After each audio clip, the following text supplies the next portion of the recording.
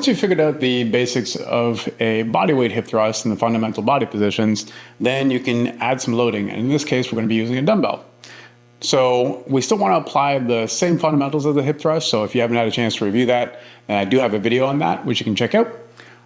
But as far as using the dumbbell, there's just a couple things that you need to watch out for when you're doing this. So we still want the same setup for the hip thrust. So we're going to make sure to set our feet about like 2 feet lengths away from us. Feet are going to be about hip width, if not a little bit wider. And we're going to turn the toes out like 20 degrees. So from there, I'm making sure to push into the bench, and I'm going to get this bell in my hip crease. And down at the bottom of the lift, you might not be able to let it sit flush, but once we push up into position, then it's going to sit nicely in my hip crease. The handle gives me space so it doesn't crush my junk, which is really important.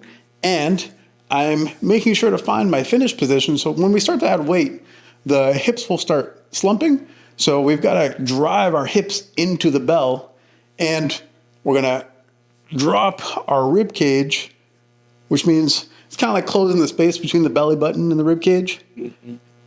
And then at the top here, I'm working hard already, feeling tension in my butt. So the thing that we got to watch out for, where it's going to drop and drive the hips to the ceiling, is this weight is going to start wanting to control what we're doing with our hips. So we want to make sure that we're always driving into the bell and not letting the bell drop and arch the lower back. So I'm always pushing to the bell.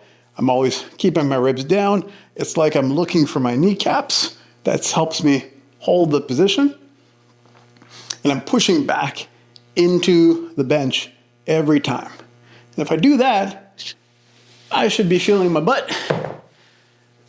And that means mission accomplished. All right, good luck. Bring it.